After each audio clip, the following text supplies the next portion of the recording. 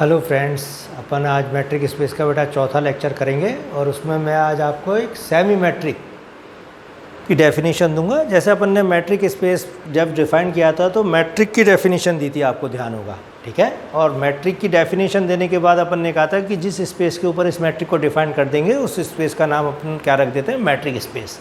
इसी तरीके से सेमी मैट्रिक स्पेस की डेफिनेशन अपन देंगे और सेमी मैट्रिक स्पेस को डिफाइन करने से पहले अपन किसकी डेफिनेशन देंगे, सेमी मैट्रिक की, और उसको हिंदी में क्या बोलते हैं, छद्म दूरिक, ठीक है। तो बेसिकली छद्म दूरिक जो वर्ड है वो दूरिक से निकलता है, तो जो भी दूरिक समष्टि है वो छद्म दूरिक होगी, परंतु छद्म दूरिक जरूरी नहीं दूरिक समष्टि हो। तो छद्म दूरिक की जो परिभाषा है वो क्या है बेटा, वो मैंने आपके यहाँ लिखी हुई है ब्लैक बोर्ड पे, और उस परिभाषा को आप किताब से एज इट इज़ उतार लेना, बिल्कुल ठीक है। तो सेमी मैट्रिक यानी छद्म दूरिक, अपन एग्जाम में जैसे कई बार आता है कि छद्म दूरिक समष्टि किसे कहते हैं, तो आप क्या लिखोगे, छद्म दूरिक समष्टि को परिभाषित करने से पूर्व हम छद्म दूरिक को परिभाषित करेंगे और फिर छद्म दूरिक की परिभाषा ये अपन लिखनी है, ठीक है। इसी प्रकार जैसे मैंने दूरिक समष्टि की परिभाषा दी थी, तो दूरिक समष्टि को परिभाषित करने से पूर्व हम दूरिक को परिभाषित करते हैं, फिर दूरिक की परिभाषा दे दी, फिर अपन ने दूरिक समष्टि की दी। तो छद्म दूरिक क्या है, बिल्कुल जो शुरुआती लैंग्वेज वहाँ थी दूरिक में, वही लैंग्वेज यहाँ है। माना कि x एक अरिक्त समुच्चय है, तब एक प्रतिचित्रण D x क्रॉस x से R में छद्म दूरिक कहलाएगा यदि यह x के प्रत्येक क्रमिक को एक वास्तविक संख्या से इस प्रकार संबद्ध करता है कि जब भी x y z x में है तो क्या होगा। अब देखो वहाँ m1 लिखते थे तो वहाँ मैट्रिक थी एक्चुअल में, अब ये सेमी मैट्रिक है तो थोड़ा सा अंतर बताने के लिए अपन यहाँ क्या लिखेंगे, खाली 1। तो पहला प्रॉपर्टी वही है, तीसरी वही है और चौथी वही है, ये ध्यान रखना। जो मैट्रिक की प्रॉपर्टी थी उसमें m1 m3 m4 जो थी वो यहाँ 1 3 और 4 के नाम से है। पहली कौन सी है, dxy greater than equal to 0। फिर तीसरी पे आ जाओ अभी आप, dxy is equal to dyx, तो ये नॉन नेगेटिव प्रॉपर्टी, ये सिमेट्रिक प्रॉपर्टी और ये ट्राइंगल प्रॉपर्टी, ये मैट्रिक में भी और सेमी मैट्रिक में दोनों में सेम है। लेकिन वहाँ क्या था कि dxy बराबर 0 कब था, यदि और केवल यदि x बराबर y। यहाँ क्या है, वो कह रहा है अगर x बराबर y है तो dxy 0 हो जाएगा। लेकिन कई बार ऐसा भी होता है जब x बराबर y नहीं हो उसके बावजूद भी dxy 0 होता है। तो वैसा एग्जाम्पल मैं आपको बताऊंगा कि किस तरीके से वो चीज़ आती है, ठीक है। तो x बराबर y है तो हर हालत में dxy 0 होगा, ये ध्यान रखना। लेकिन कई बार ऐसा होगा जब x बराबर y नहीं है उसके बावजूद भी dxy 0 हो जाए, तो वो चीज़ जो है दूरिक समष्टि की, जो मैं दूरिक की परिभाषा है उसको चेंज कर देती है और वो परिभाषा किसमें कन्वर्ट हो जाती है, छद्म दूरिक में।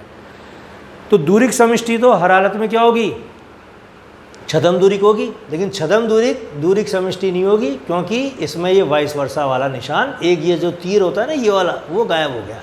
तो x बराबर y है तो dxy 0, लेकिन dxy 0 है तो ज़रूरी नहीं है x बराबर y हो, ये इसका मीनिंग है, ठीक है। अब इसके बाद फिर आप क्या लिखोगे, जैसे ये परिभाषा दे दिया आपने तो उसके बाद आप छद्म दूरिक समष्टि की परिभाषा लिख देना। तो छद्म दूरिक समष्टि की परिभाषा क्या होगी कि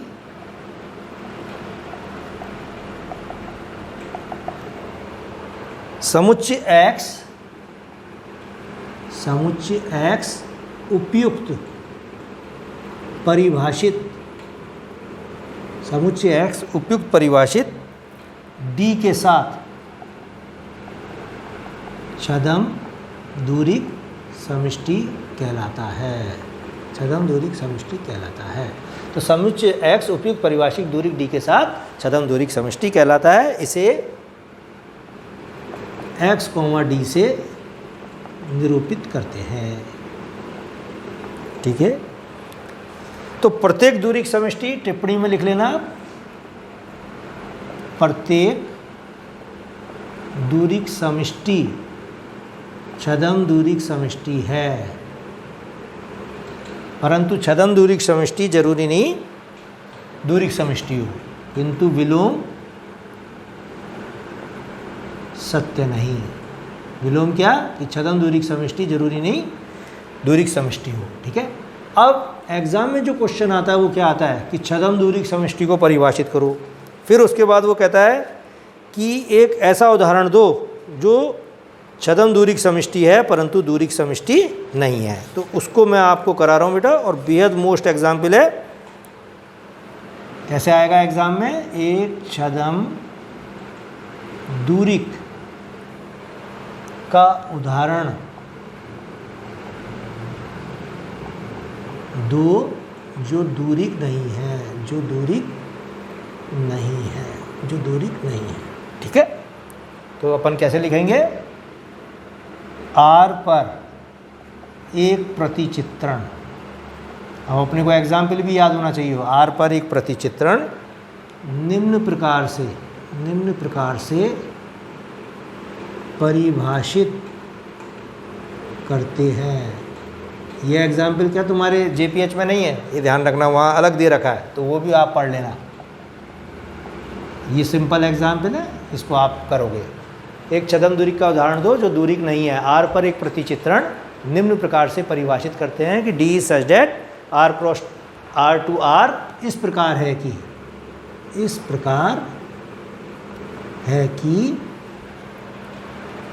dxy is equal to x square minus y square for each x, y belong to r।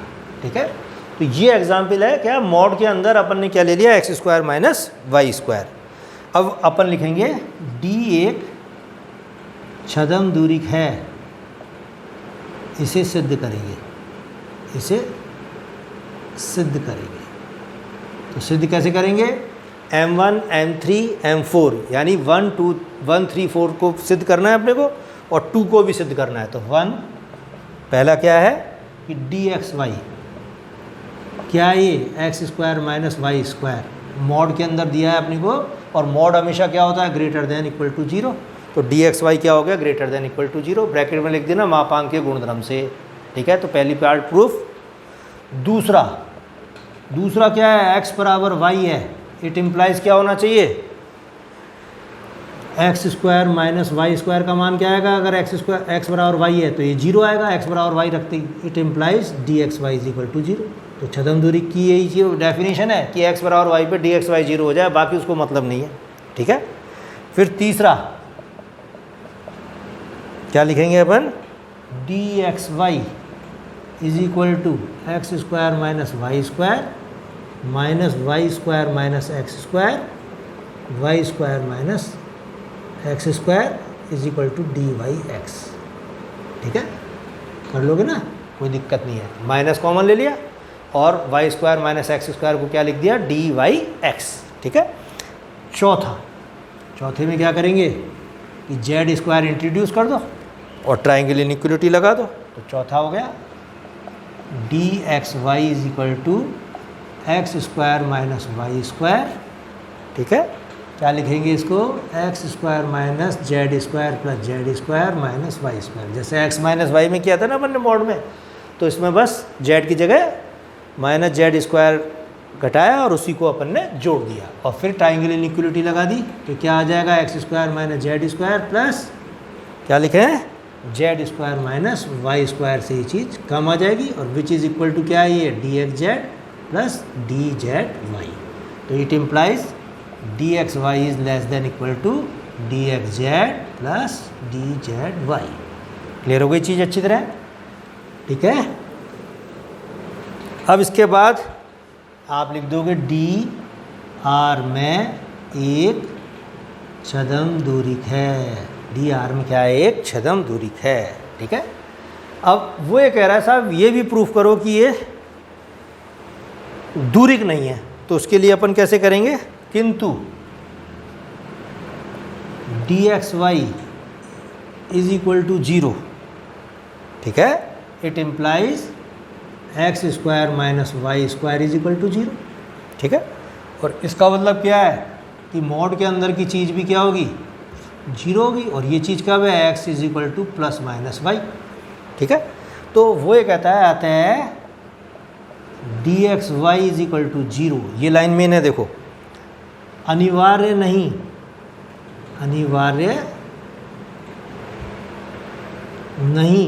को इसने ऐसे लिखा है, डज नॉट इम्प्लाई कि x is equal to Y.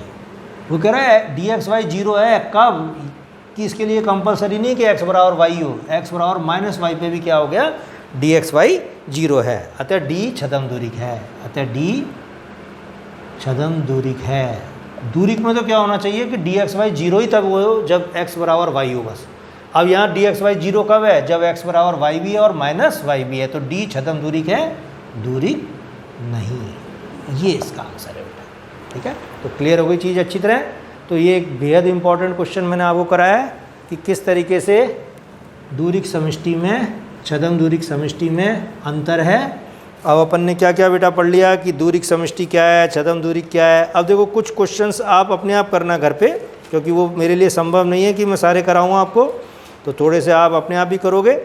कि एक थ्योरम है कि अगर D star x y is equal to minimum of 1 comma D x y है,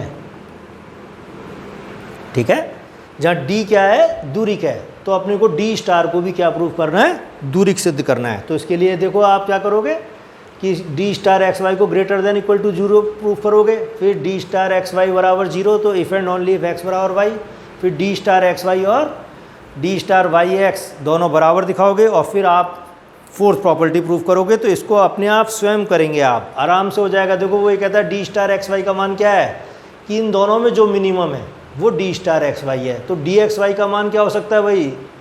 कम से कम 0। तो अगर मिनिमम ऑफ 1 0 क्या होगा? फिर 0। और डी एक्स वाई यदि 0 से बड़ा है तो वो 1 2 3 4 कुछ भी हो तो भी मिनिमम क्या आएगा? 1। तो हर हालत में डी स्टार एक्स वाई क्या आ गया? ग्रेटर देन 0 आएगा, ठीक है। अब वो ये कहता है कि जब ये चीज़ आ गई तो उसी के अकॉर्डिंग आप इनको सारी चीज़ M1 M2 M3 को प्रूफ करोगे। तो वो बुक में दिया हुआ है, आप उसको बड़े आराम से इसको प्रूफ कर लेना, और ये क्वेश्चन आपको स्वयं करना है, ये ध्यान रखना, ठीक है। फिर और भी छोटे मोटे क्वेश्चन है एक दो, वो आप थोड़ा सा कर लेना कि D F G is equal to, यदि सुप्रीमम ऑफ क्या दिया है इसने? मॉड एफ माइनस जी, ठीक है, such that x belong to 0 1। तो ये कह रहा है कि अगर डी एफ जी को इस तरह से डिफाइन किया है कि ये मॉड एफ माइनस जी का सुप्रीमम है, तो डी क्या है? दूरिक है। तो आप बड़े आराम से कर सकते हो कि भाई मॉड है, मॉड का सुप्रीमम लोगे तो हर हालत में क्या आएगा? ग्रेटर देन इक्वल टू 0 ही आएगा।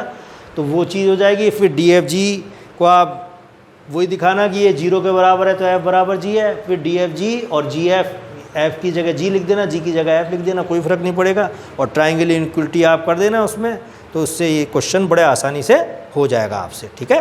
तो ये छोटे मोटे क्वेश्चन आप स्वयं करोगे। अब इसमें क्या रह गया है? एक बिंदु की एक समुच्चय से दूरी अपन निकालेंगे पहले, ठीक है, और फिर उसके बाद 2 समुच्चयों के मध्य दूरी अपन निकालेंगे।